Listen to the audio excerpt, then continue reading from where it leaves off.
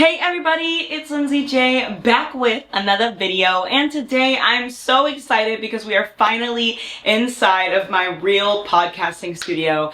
It's been a little bit of time for me to actually be able to build it and get all the pieces, so I'm really happy about that because we are finally in my studio, got the setup looking good, and I'm excited. So let's get straight into this podcast episode.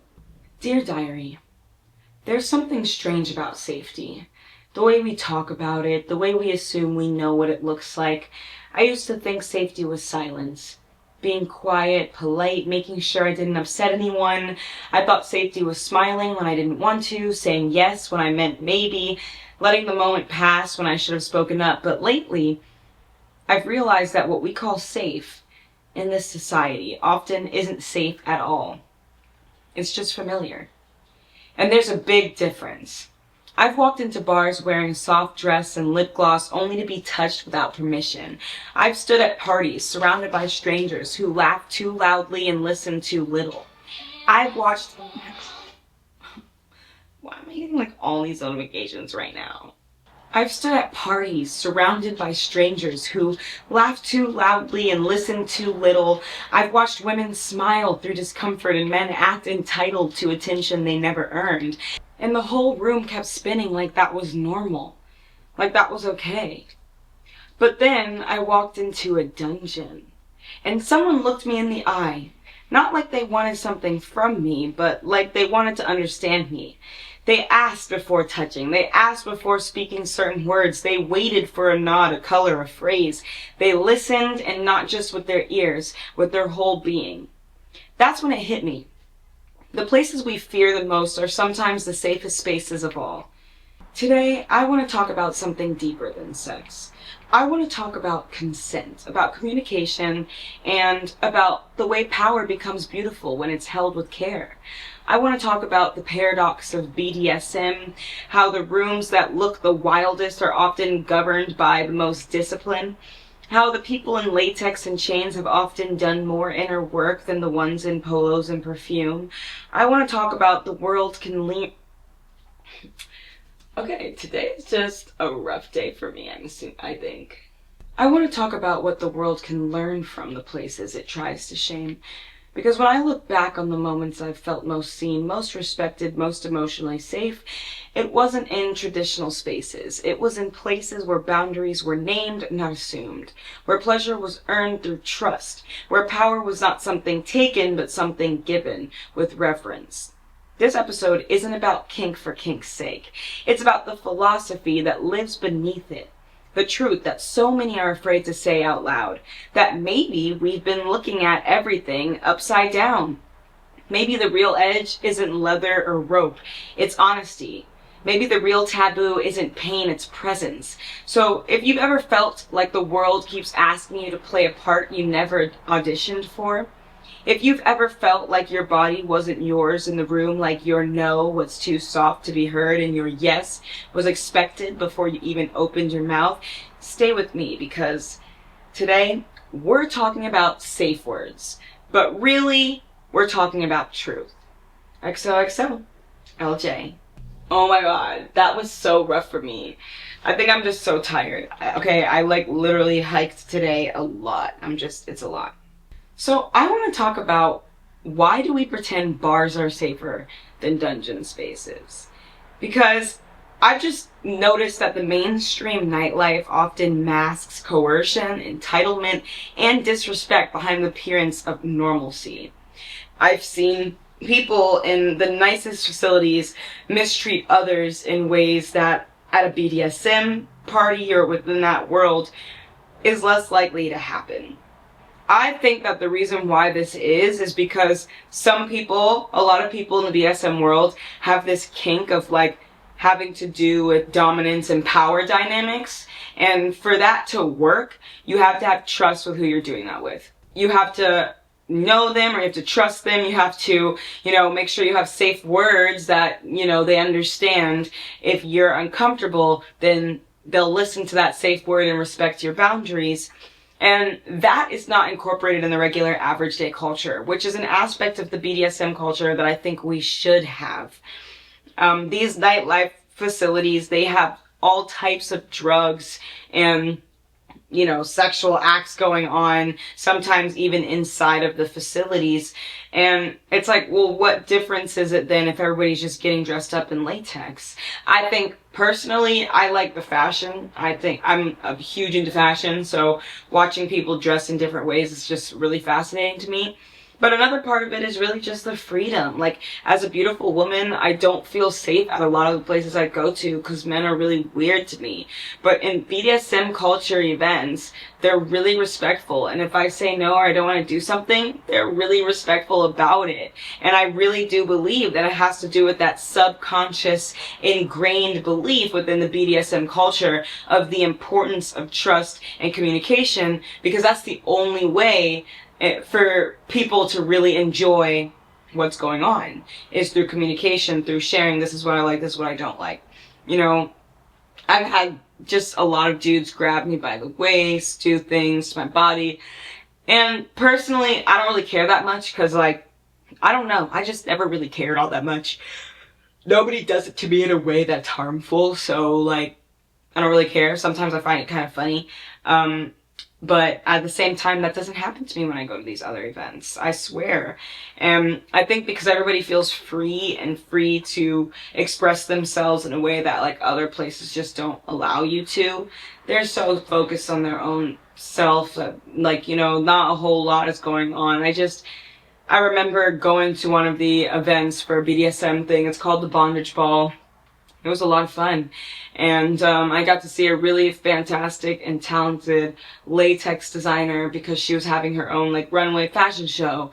And it was really interesting. I mean, I love the style. I think it's just really freaking cool, man. Latex is powerful. I don't know if I can wear it because it makes me feel claustrophobic even thinking of it. But in general, though, I do think it looks pretty cool. And I just don't like the feeling of it. But again, that's a part of it, you know. I feel like I've noticed people really communicate better in those communities. They care more about each other just because they want equal pleasure, you know. And the only way for that to happen is if you understand the other person's kink or desires or things that they're looking for. And so that's why I'm always saying within that community, they're, like, subconsciously ingraining this type of level of consent into their culture. And so everybody who's within the BDSM culture is going to come out of that and be, you know, a little bit more conscious about how they treat others and how they respect other people's space, because they themselves are a part of a world that pretty much banks on consent and communication. And it's like, don't get me wrong, bad things can happen anywhere, right? Like, even at a regular nightlife club or even at a BDSM party, like, bad things can happen anywhere.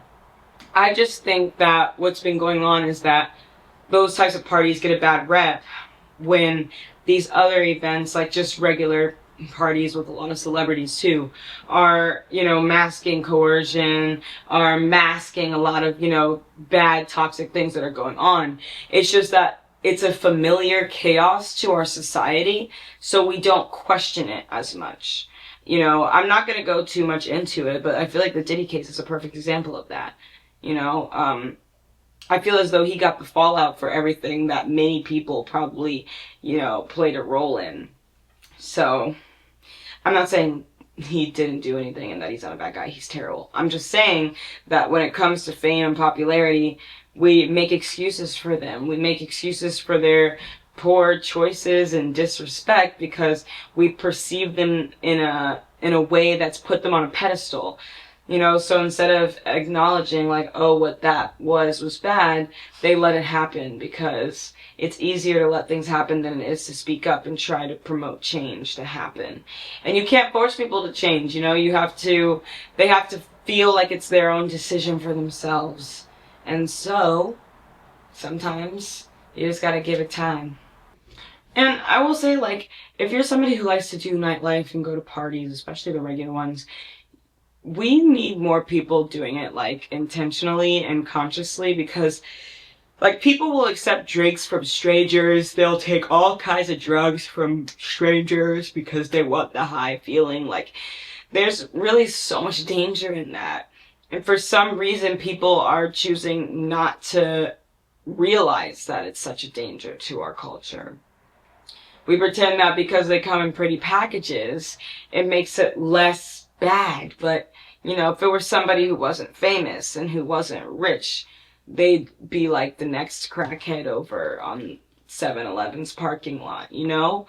And that just tells you how much like fame and influence and money can truly shift somebody's perspective of you, how much your followers and people who love you will they'll go to such deep lengths in order to convince themselves and others that what you're doing is okay, because they don't want to face the idea that you could be wrong, because they idolize you, and that's just what happens. And in these BDSM culture type events, I feel like I've just noticed people are more open, free, and a lot of times the music is trance and techno, so, you know, everybody's kind of doing their own little dance in their own little world. And I think the other thing is that, like, I don't understand why people make sex so taboo. You know, like, you don't have to do anything. Like, I didn't do anything. I went there for the fashion and the music. I usually go places for the music, honestly. But, you know, and they have great music, because I love techno house and trance and EDM, and that's exactly what they play.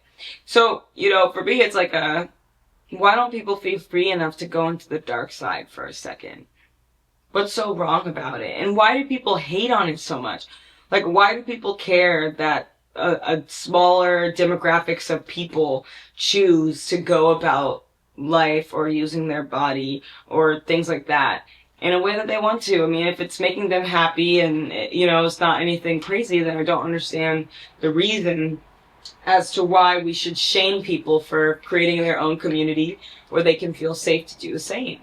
You know, when I go to like a BDSM party, I feel so much happier because a dude comes up to me and asks a direct question of what I'm into or what I want. And if I say no, he's chilling. He doesn't like push harder or like act weird. At these other events, they do. And like, it's just so weird because you would think that it's the opposite way around, but it's not. Oh my goodness, y'all. I literally was so tired when I was filming the first segment and the first intro of this video. So I'm back on a different day now. And I'm going to continue at the second segment, but that's why I have a different outfit on, because I was just really tired that day and I just could not continue to go on. So we are back with Leo. So now I want to talk about the philosophy of BDSM, because when power is acknowledged, it becomes something you can hold responsibly. So I want to talk about how in the BDSM culture, you know, dynamic play is very common. So, you know, you have power dynamics going on, but I think because the power dynamics are discussed and talked about in advance, there's like almost like this hidden aspect of it that doesn't really occur within the BDSM, that happens outside of the BDSM culture in everyday life. Like, for example, what I mean by that is like, you'll have people who feel like they're very dominant because they're successful, because they look good, because of whatever, right? And while in the BDSM culture they'd be considered doms, in public, in the outer world, they're just considered confident, right?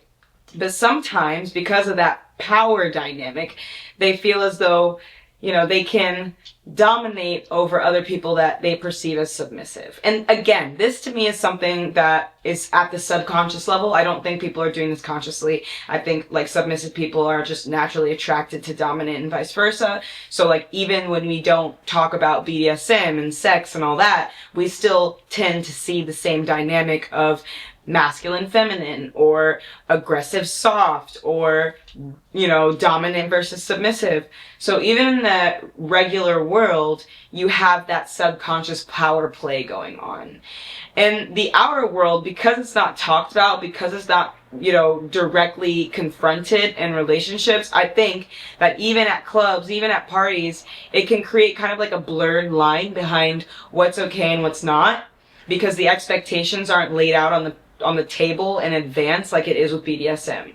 You even have people in the BDSM culture who curate contracts, safe words, all types of stuff to maintain within the consensual realm of their experience, because consent is just as important to them as the actual experience itself. If there's no consent, then no joy is really happening, and in the BDSM world, it's all about pleasure, you know. And the irony is that people in general are kind of like pleasure-based. We're pleasure-based creatures. We like to do things that make us feel good. So we have that going on in all aspects of our life. Well, whether we look at that through our health, you know, we prefer things that make us feel good, even if it's not healthy. We have sometimes, you know, this desire to be with people who may be really great in bed, but treat us like crap. You know, we're attracted to pleasure, even to the detriment of ourselves. You know, so in the outside world, outside of BDSM, a lot of times people don't want to confront these things. A lot of these types of topics are considered taboo, so what ends up happening is they become implied information. It becomes some kind of a hidden language that people are speaking, and you need to tiptoe around people's standards and boundaries because nobody's talking about them directly. No one's confronting the fact that they have this weird relation to dominance. Nobody's talking about it because they don't want to bring it up, or because they're insecure about talking about sex or intimacy in that way because maybe it'll turn other people off. But I think it's important that we just look at that difference, because in the BDSM culture, they say, hey, look, this is what I'm into. Are you into it? If not, okay. If you are, let's go, you know?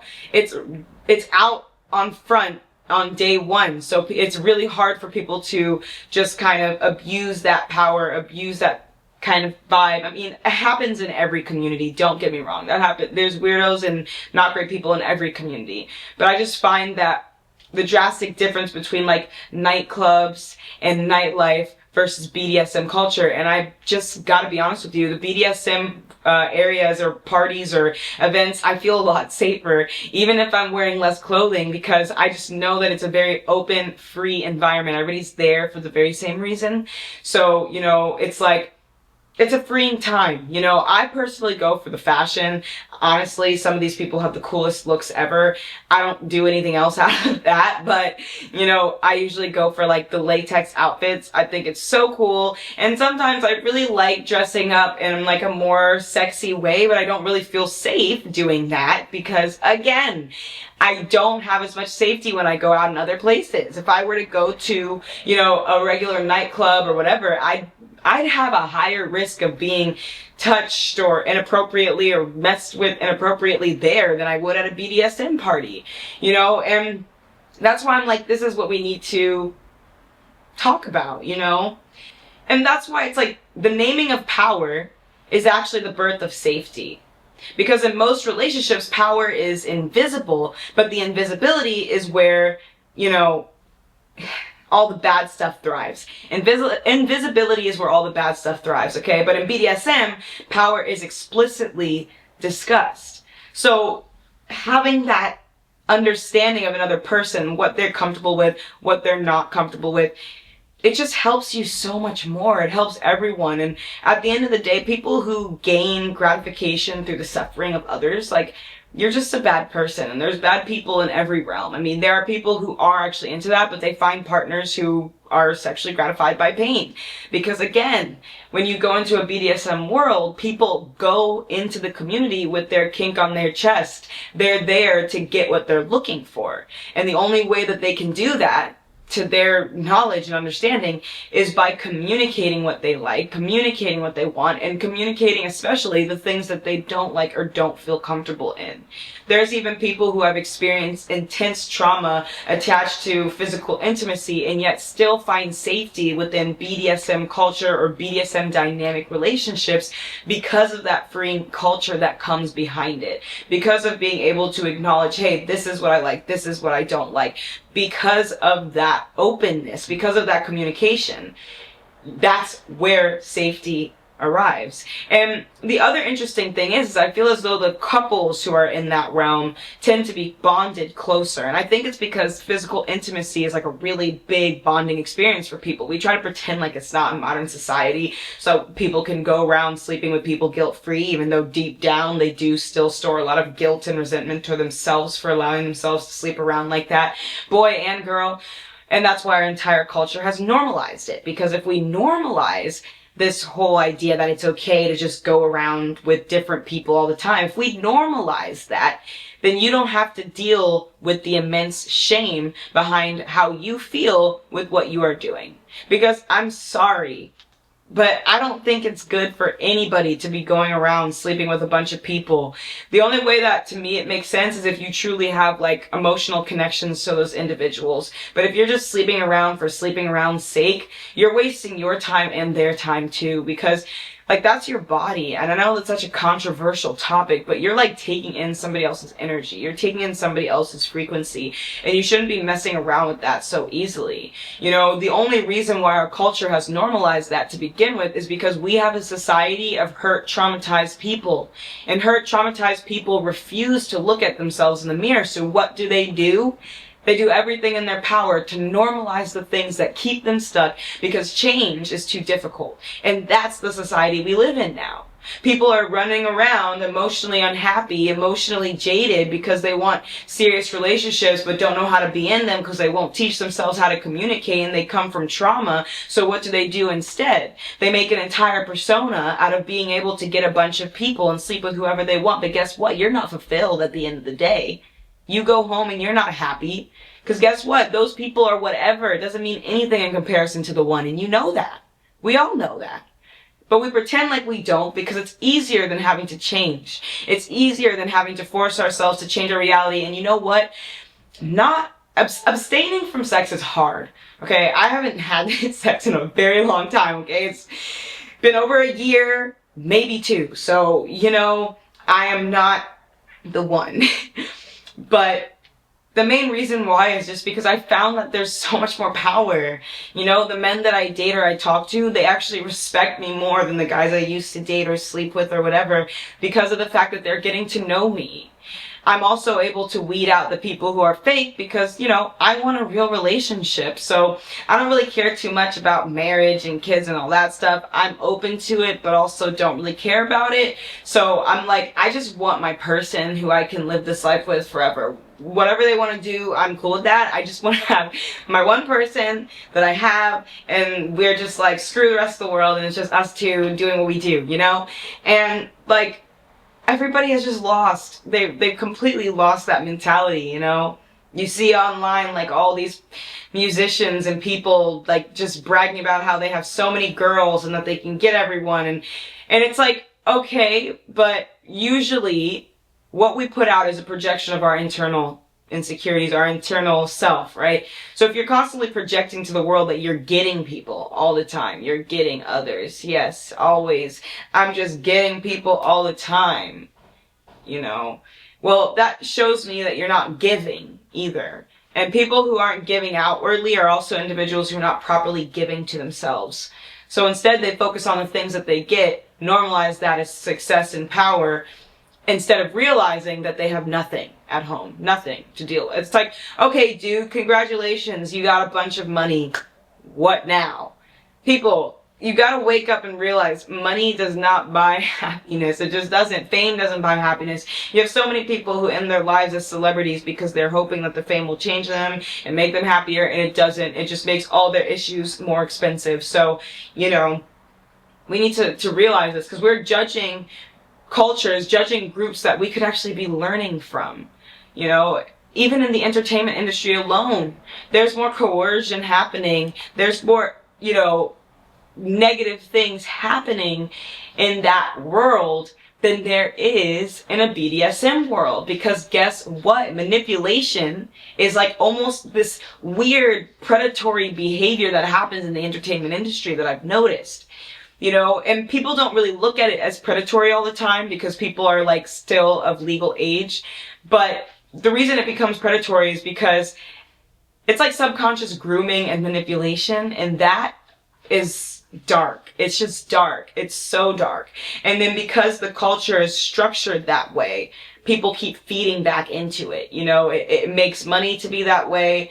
It makes you grow to be that way. I mean, I don't really believe that, but that's what everybody's doing. So, you know, I'm like, that's what's going on, you know? We're because of ego, because of pride, because of our fear of vulnerability and connection and community and just open dialogue with things that make us uncomfortable, we create all these problems for ourselves and then judge the individuals who are doing it properly. We see the only things that we see from BDSM culture are hypersexual or just like absurdly explicit for, you know, entertainment or views or whatever. But there's so much more to it. Like, there's a lot of stuff out there that I can see could be considered strange or weird or different. But, like, I never really care about what people are doing. I care so much about, like, what their intent is and how it makes them feel and the people around them. So if that individual is experiencing pleasure from something or someone that is also experiencing pleasure and it's a positive thing for them, I'm not going to judge them on how to live their lives. I don't really care. And to be honest with you, I'm not an intimacy coach. So do what you want. But the moral of the story is a lot of consent is being had because the communication is expected. There's no fear around it. In entertainment, young women aren't going to want to go up to a man who they think is famous and say, do you want to have sex with me right now? I don't want to be with you right now if that's what you're going to do. You know why? Because they want to try and climb that ladder. It's clout. So they'll do anything for clout. That's what it is. They're like, okay, well, I'm going to hold my tongue. I'm not going to say the real stuff.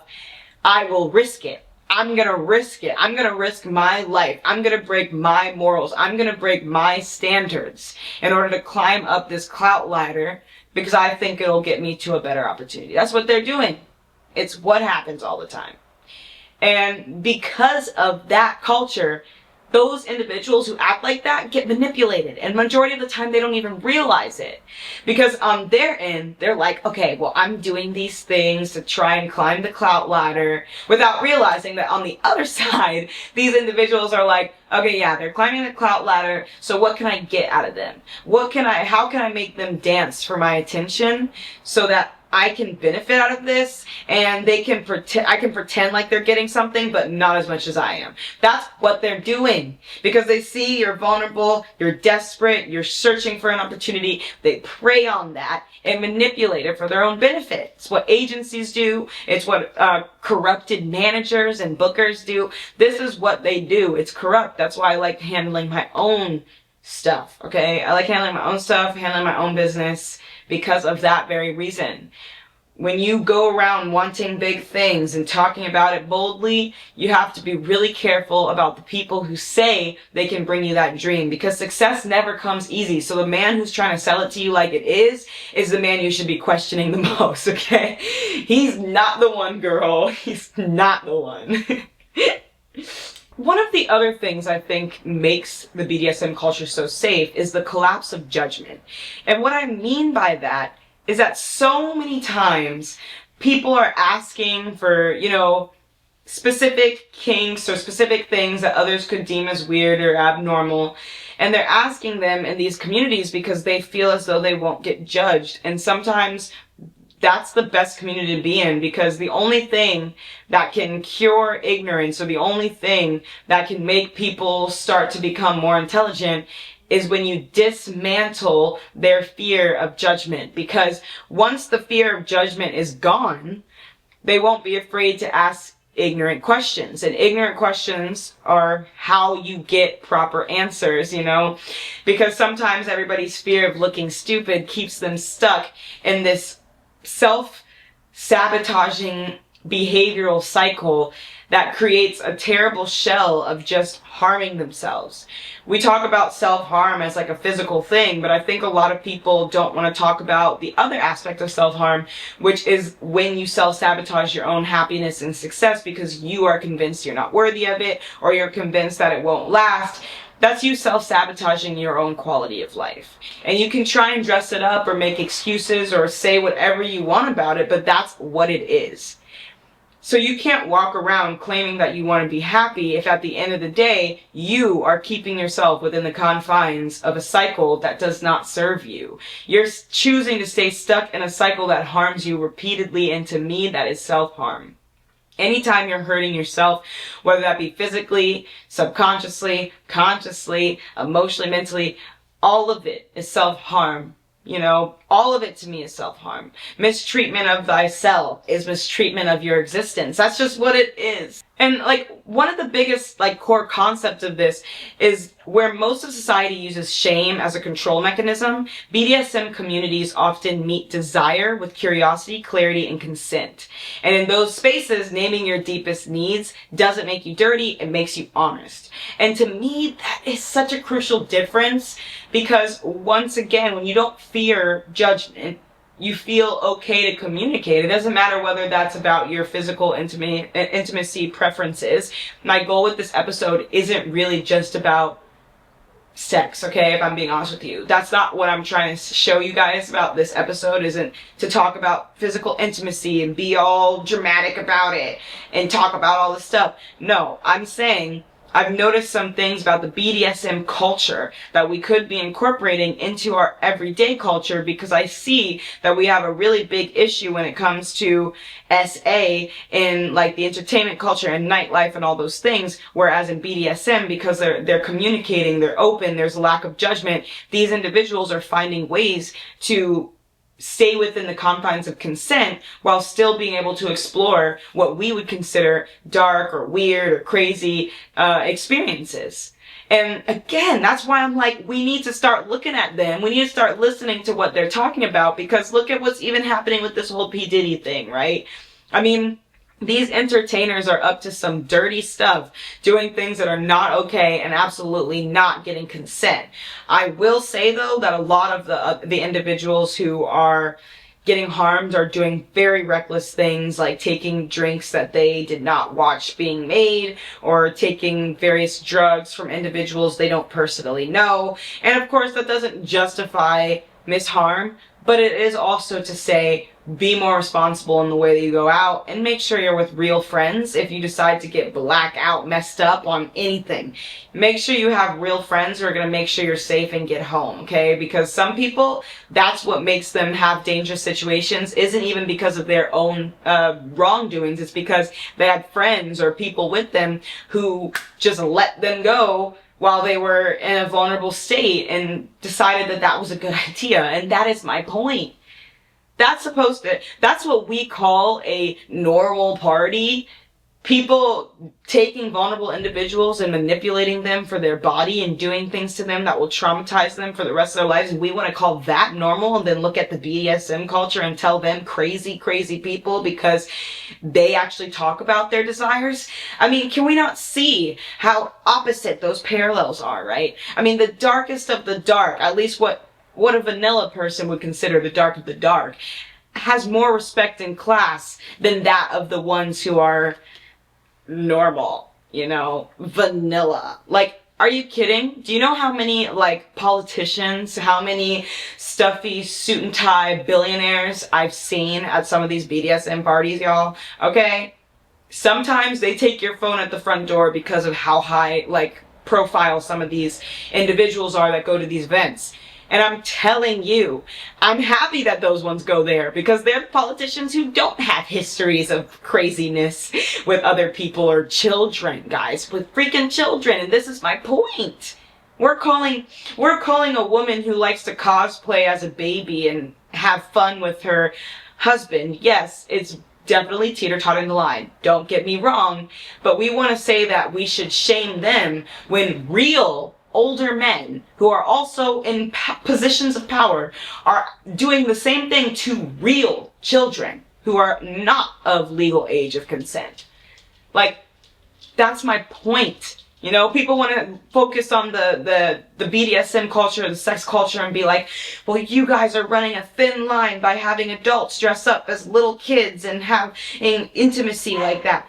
Okay, well, why don't we actually start pointing the finger at the politicians who are actually doing this in real life with real kids who are actually kids? These are two adults consenting to do something that turns them on and is, unfortunately, a massive fantasy for a lot of people in that world. And that doesn't mean I'm normalizing it or saying it's okay. Please make sure you understand. That's not what I'm saying. I'm just saying We're judging an entire community of people who have literally cracked the code of what consent and safety truly means within intimacy. And we're judging them instead of holding up the mirror and accountability to ourselves, to the people who are actually causing harm. Because I'm sorry to all the fucking people online who want to be like, yeah, but that's feeding into it or feeding... Again, if we're not going to focus on the fact that all these real predators are predating on real children, I think I'm going to be more concerned with them. This is two adults enjoying themselves as adults. This is an adult enjoying himself with a child, okay? Not the same. But we turn a blind eye. We turn a blind eye because for some reason that's a corruption we're used to, so it's not as weird as the two BDSM people in the corner doing their own thing as two consenting adults in a relationship. Yeah, let's hate on them and just completely turn the other cheek to the incredibly powerful individuals who are also manipulating real children and calling that success. That's our epitome of success nowadays, is going to prison, somehow getting out, and then also harming tons of kids. That is our idea of success in America nowadays, guys. So, and like the other thing is that we need to focus on shame itself, because shame is something that's often taught and not natural. It's inherited, reinforced, and rarely questioned. And I've noticed that sometimes people really truly don't even know where their shame comes from. Like, it could be from inner insecurities, religious beliefs, cultural norms, social circles, demographic location. Like, there's so many things that can really dictate the way that somebody experiences life. But here it's like, in regular world, we use shame as a way to manipulate others. We shame them into conformity. You know, we make them feel ashamed for the things that they're not. And then we award the things and the aspects in them that we like so that we reinforce the behavior we want and take away the behaviors we don't. But in doing so, we can create a lot of shame in a world where people are afraid to ask stupid questions, people who are afraid to look embarrassing, which is exactly what we have.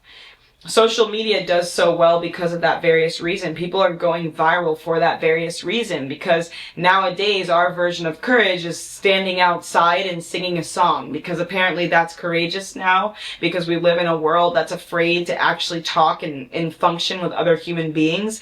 We've gotten so far away from humanity that you literally standing in the middle of a street and singing is considered a trend or viral worthy, because it takes so much courage and strength. And yes, it does in our society now, but to me that's sad. It's just sad to me. We shouldn't need to have courage in order to interact and exist and be happy in life. I think we should be able to just do that. And there are people who do, and I'm one of those people. I will dance in the middle of the street. I don't care at all. I don't care what people think of me. I don't care what people call me. I don't care what people say about me. I simply just do not really care at all. So I feel like I have fun with life because of it.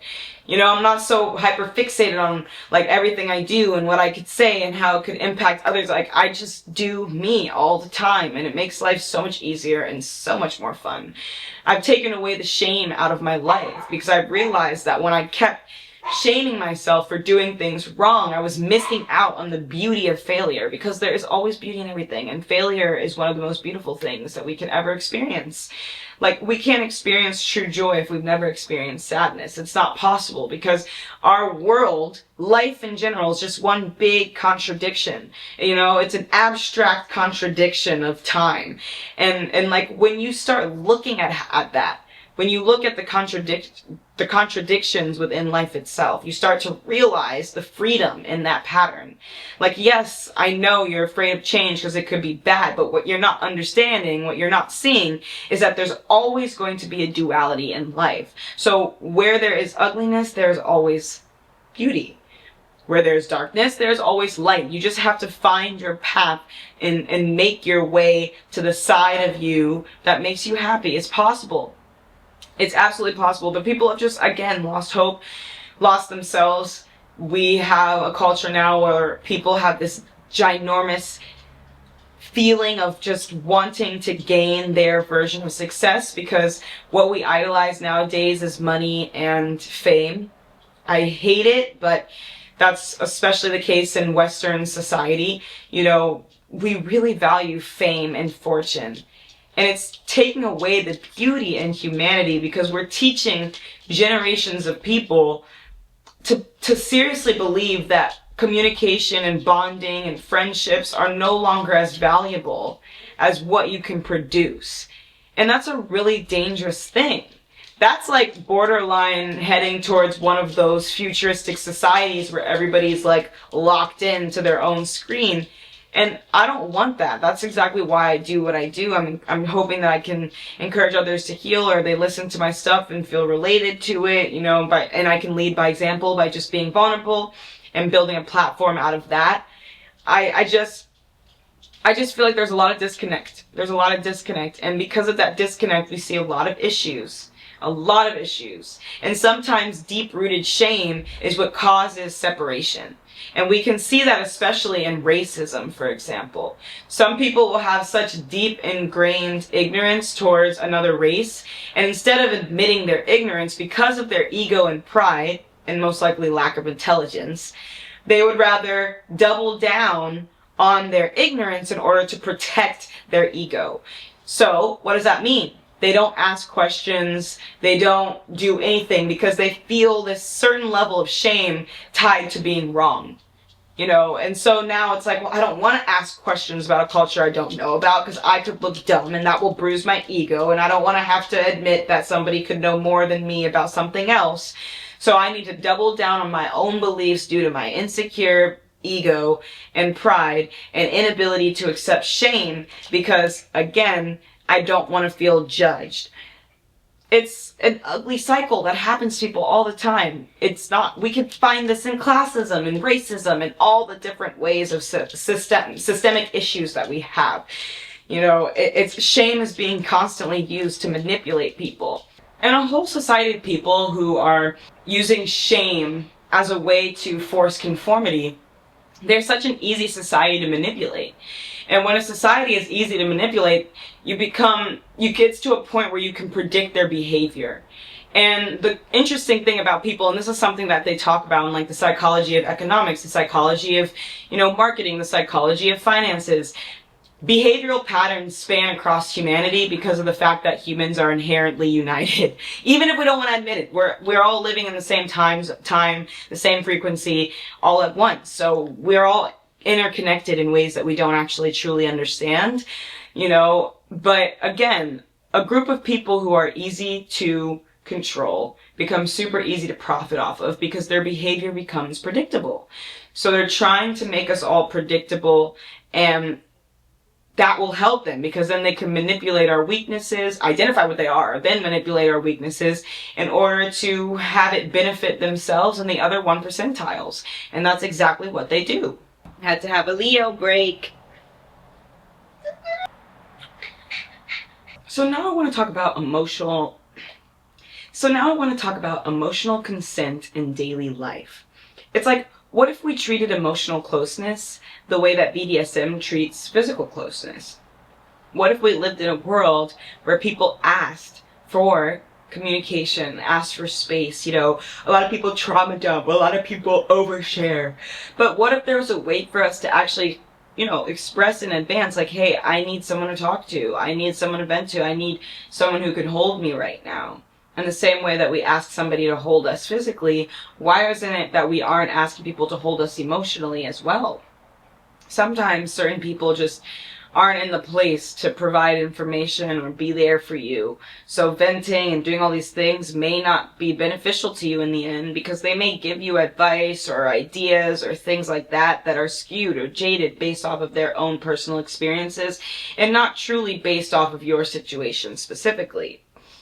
I also feel like so many times people will encroach themselves into other people's safe spaces because they want to call it protecting their peace, protecting their abilities, protecting themselves, when in reality they're just truly causing harm onto others because of their inability to communicate. I just feel like emotional consent is the invisible boundary that no one taught us about, or especially taught us to honor.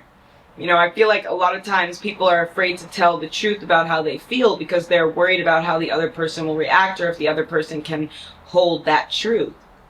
And in doing so, we take away the power of honesty, of openness, of open communication, and of vulnerability as well.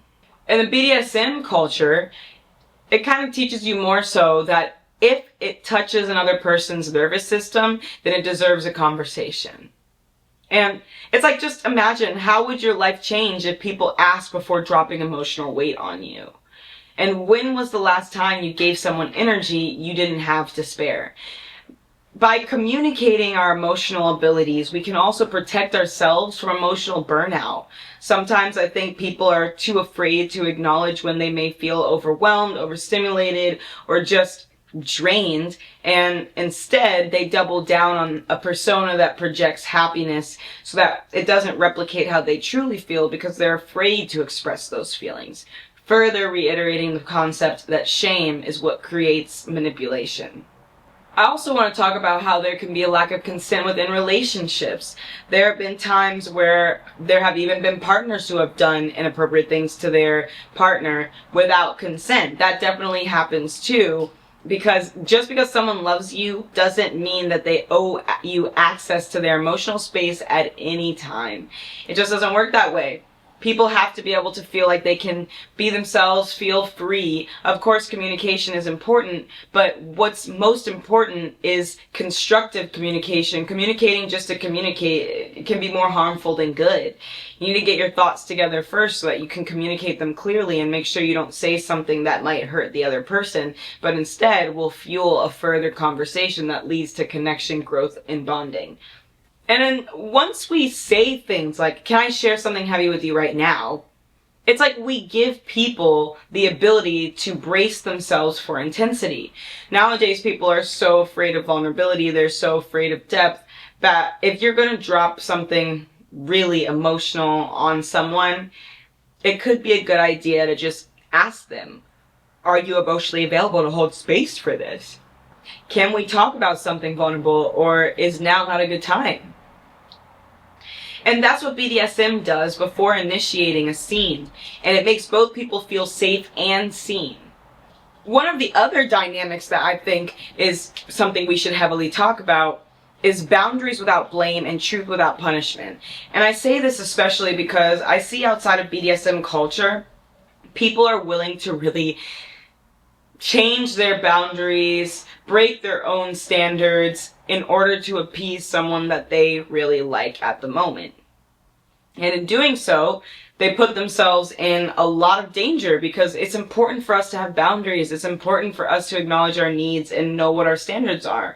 That's what protects us from being mistreated. That's how we find the person that's meant for us. But too many times, people are afraid to enforce their boundaries because they like the validation. They like the attention that another person can bring them. And so instead of holding on to their boundaries and risking abandonment, they would rather sacrifice their truth in order to conform to whatever is most attractive to the individual they want to attract. And once you normalize the lack of boundaries, it can start to interject itself into things that become dangerous.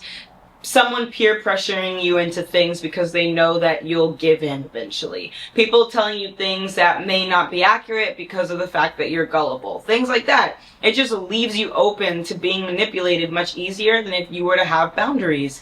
There's nothing wrong with having boundaries. There's nothing wrong with saying no. And anybody who decides to leave because of that, because you have boundaries and standards, it's just not the one. You need to be with someone who understands what no means. You know, even if you're going to be open with them in certain regards, anytime you say no, it should be respected. But in regular life, I just don't think that it's as respected as it is in BDSM, because a lot of times in BDSM, again, the intention when going into physical intimacy is pleasure. And you could say that it's the same for other people, but in my personal opinion, this form of pleasure is almost the equivalence of like professionals handling fire as opposed to an actor doing it for a scene. You know, they have like more experience, more knowledge in how the whole culture and function goes. So in their journey to seek pleasure, they find ways to make sure that the individuals doing it with them are also consensual, because within that community, you can find other people who are attracted to the same things or want the same things. So when a person says no, they don't get upset, they don't make it a whole thing. They're more likely to keep moving on to find someone else with a similar kink. That's the whole point of these communities and these cultures, and why they come together is for that very reason, is because the rest of society, while they're judging them for their kinks, for their fantasies, for their desires, or doing dark things, or dressing inappropriately, while the rest of society is judging them, on the inside, they're the ones who are being the most real. I mean, there's so many people who have had way darker thoughts than a collar and a chain on somebody's neck, okay? We have way worse things in our lives happening than worrying about whether or not two people are having fun in certain ways, okay?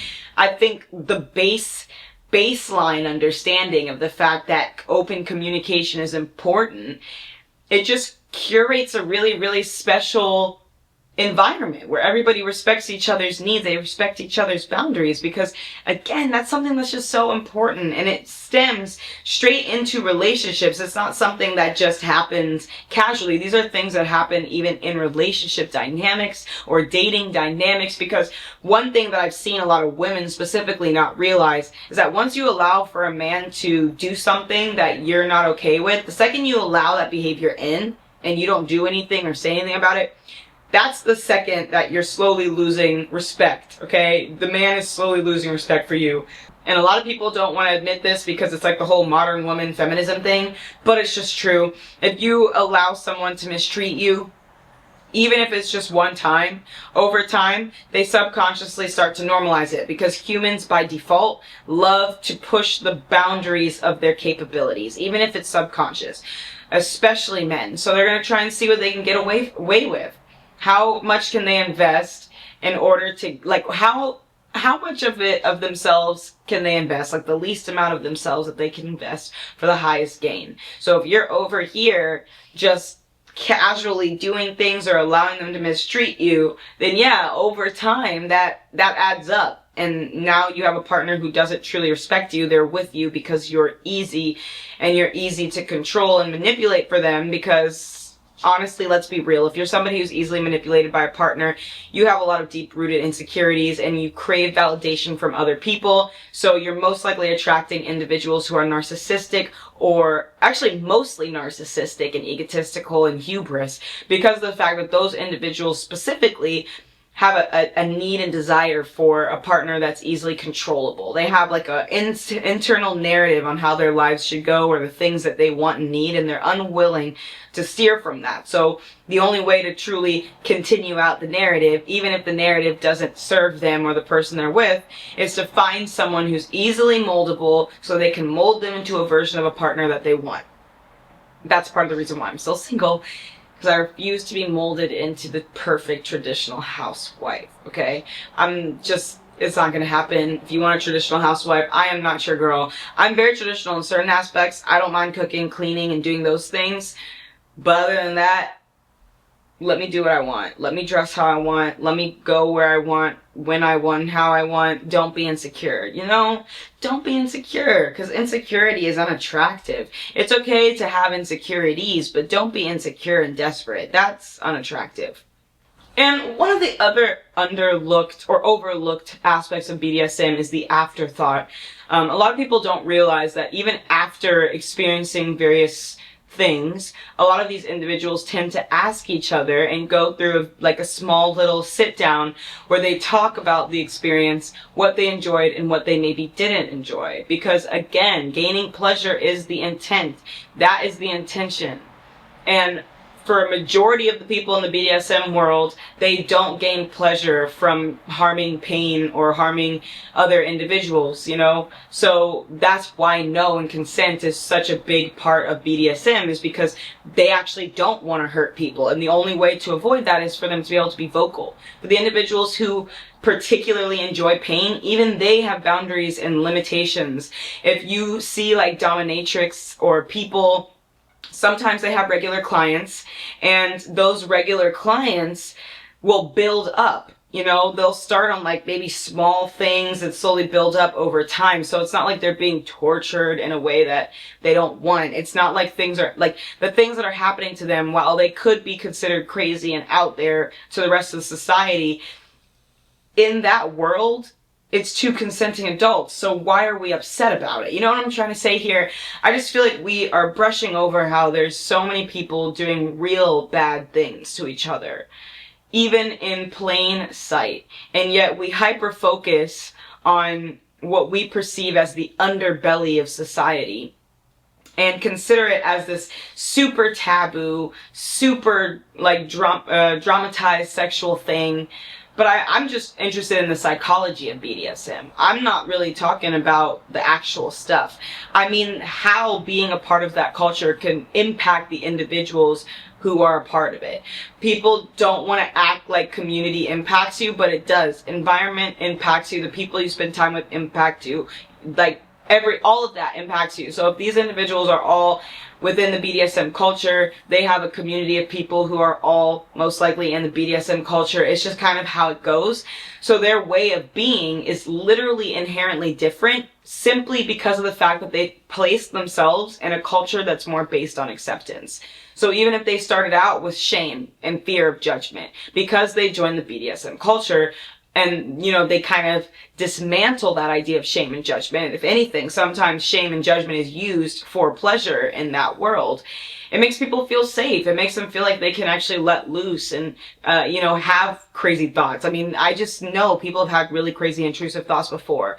You know, some people go and act on them, and some people reenact them in ways that are safe. And I don't think there's anything wrong with that. I think if anything, we should learn about how to incorporate that into the rest of society so that we can have better ways of understanding safety and consent. Because I just feel like at these clubs, at these parties, whatever, girls are getting roofied, crazy things are happening.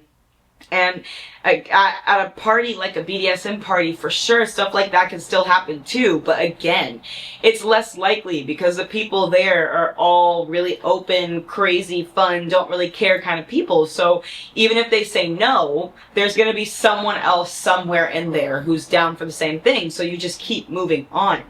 But I think what happens is, like, especially people who don't get like girls or get guys easily, like they just go so desperately for like this one person, like one guy or one girl, and they'll just drop everything, all their inhibitions, all their stuff, all their boundaries, and they'll just drop all of it in order to appease whoever it is, especially if it's a celebrity or someone influential or someone with access to things. It's really terrible that people act like that, because honestly, a majority of these people don't even help in any way, shape, or form. So you're really just questioning you're really just breaking your own boundaries, standards, and morals in order to appease a person who won't help you in return. So maybe look at that, because what does that say about how you feel about yourself? You're willing to go above and beyond for somebody who won't even give you absolutely anything back. They don't even acknowledge the fact that you exist, and they're going to kick you out of their house if you don't sleep with them, and you want to say that is what is okay? That is what is okay? Because honestly, no, I don't think so. And I just want to say that I don't go to these events or talk about this to be edgy. I go to remember that respect is sexy, that communication is sacred, that no means no and yes means yes in a way that feels like freedom. I think it's funny that people assume when you walk into a dungeon or a kink event, you're entering chaos, something deviant, something dark, but the truth is, it's one of the few places where people don't just perform boundaries, they live them. And that's why I always find it so interesting when I step into a place like that and I feel like I find safety where society told me I wouldn't. You know, I found it where people were honest enough to name their needs. And in everyday situations, people just aren't that honest. Not with their bodies, not with their thoughts, not with their feelings. People just aren't that honest. And that's why I always think, maybe safety doesn't come from playing it safe, and maybe truth doesn't live in perfection, but in permission. And sometimes I think that the most wildest thing we could possibly do is tell the truth about who we are. Without a shame, without a mask, without pretending, and just being present. And for all of my people out there who have journals, I really, really would love for you guys to just journal about where in your life you're craving more honest structure. Because I think that answering that question for yourself is going to help you to see where you should be going right now with your life. Sometimes I feel like a lot of times people are lost, they feel like they're just floating. Well, asking yourself these questions and allowing yourself to use these prompts as a way to just spew out your thoughts on a journal, that's how you find your way back. That's how you find your way back home to yourself, because you'll see what you need, what you're feeling, that's how you start to curate the life that you want. So please try and journal about where in your life you're craving the most honest structure. And maybe even talk about why you haven't necessarily been as honest with yourself as you would like to be. Dear Diary, I used to think softness had to be quiet, that safety came from politeness, that power meant control. But then I walked into rooms where people wore leather and spoke no truths, where no wasn't a rejection, it was a boundary, honored like a prayer, where yes didn't mean obligation, it meant choice, and suddenly the world made more sense. I don't go to these events to be edgy. I go because they remind me that clarity is a form of love, that real connection doesn't hide behind ego, it bows to consent, that we shouldn't have to get undressed to finally be seen. The wildest rooms I've ever stepped into were also the safest, not because nothing could go wrong, but because everything was spoken first. That's the kind of world I want to build, a world where people ask, do you have the space for this, before they share, a world where power is held gently. So if the places we were taught to fear are more people are the most kind, where people are the most kind, then maybe we've been looking at everything upside down. Maybe wildness was never the danger. Maybe silence was. XOXO. LJ. Okay, well, thank you. Thank you guys so much for being a part of this. Oh my god, I'm so tired right now. I had to do a fitting this morning, so here we are now. But yes, thank you guys so much for being a part of this. I always appreciate the support so much. So please make sure you comment, let me know what you think. And find me on Instagram, TikTok, the whole 9 yards. All of it is linked down below. I just love hearing your guys' thoughts. This is also going to be out on Spotify as well for those of you who want to go listen to it. So make sure you go over there. And don't forget, I post every Tuesday at 6 a.m. PST because I am in California, baby. So, 6 a.m. at California time every Tuesday, and that's where you'll find me. Alright guys, well I love you so much. Thanks again for being a part of this journey with me. I hope you liked my rambling, waffling, but I love you guys so very much, and I'll see you next Tuesday in the next video. Peace on the street.